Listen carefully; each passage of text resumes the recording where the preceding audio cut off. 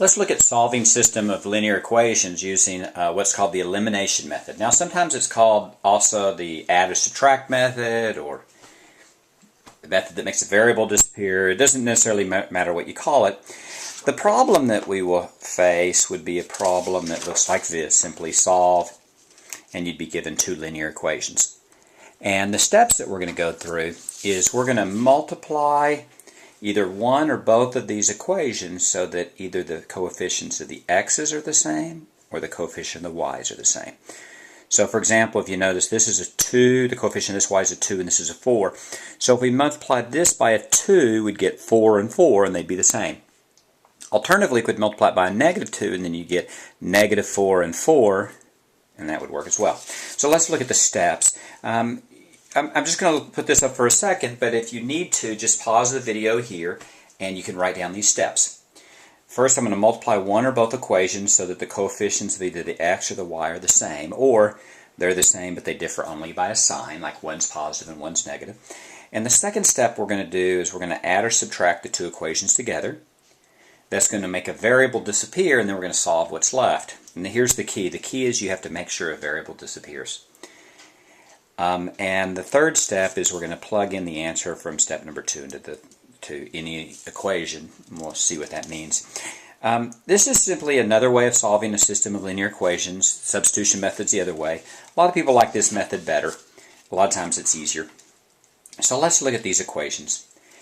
Now what we could do is we could multiply this first equation by a 2 and the second equation by a 3, then you get 6x and 6x, and that would work. And that'd be fine. It actually, in this problem, it'd be a little bit easier if we multiplied this by a 2 and left this one the way it is. So this would be a 4y and a 4y. Alternatively, you can multiply this by a negative 2, then you get a negative 4 and a 4. And what I'm going to do is I'm going to put a parentheses around this, and I'm going to multiply, let's do that by a negative 2. So I'll multiply this by a negative 2. And you can do that as long as you multiply every single thing in the equation by that. So we're going to everything by a negative 2, so I get negative 6x. And then I get minus 4y is equal to a positive 10. Be very careful with your signs here. That's a negative, and negative is a positive. And then you get 2x plus 4y is equal to 2. And then I'm going to add or subtract these two equations. Now the question is, how do I know whether or not I'm going to add or subtract? Here's the key. You need to make a variable disappear.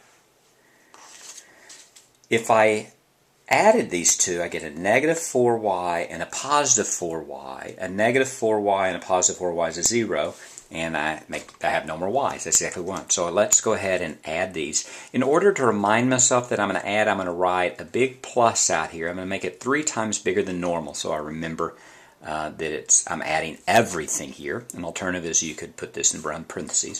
So I get negative 6 and a positive 2 is a minus 4x. Negative 4 plus a positive 4 is a 0, so you get no y, and you get 10 plus 2 is 12. And then I'm going to divide by minus 4, and divide by minus 4, and I get x is equal to 12 divided by 4 is 3, positive divided by negative is a negative, so x is minus 3. And that's how easy it is. The key step is, the first step is you're going to figure out what it is you need to multiply one or both equations by. Now what do you do when you get to this? So this is the first step and the second step. So the third step is to take this and plug it into any equation. Now what can I plug it into?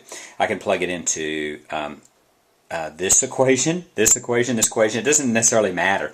The easiest one to do is just to plug it in here into 2x plus 4y is equal to 2. You could actually try, if you don't believe me, you could plug it into another equation. You'll see you get exactly the same answer. I'm going to plug in x equals minus 3, so I get 2 times a minus 3 plus a 4y is equal to 2. And if you notice now, all I have is one variable, so that's a minus 6 plus 4y is minus 2. No, a positive 2, sorry. Positive 2. And then I'm going to add 6 to both sides. And I get 4y is equal to 8, or y is equal to 2. So my answer here is a minus 3 comma positive 2. And I'm done. Now I can check that. How do I check it? I check it, I plug it into the original problems. So let's go ahead and do that. Let's go ahead and check your answer. So if you want to check it, So write down the original problems. 3x plus 2y is minus 5. 2x plus 4y is equal to 2. And you're going to plug in x is minus 3, y is equal to 2.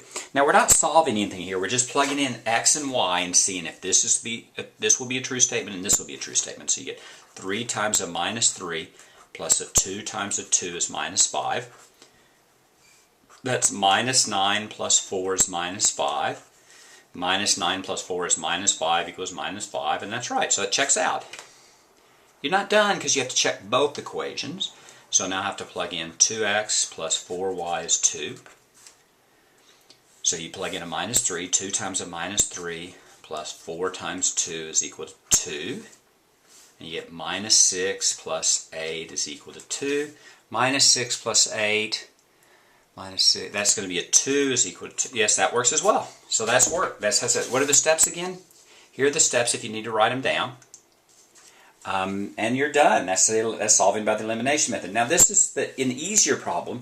There's a follow-up video will show you a slightly more difficult example.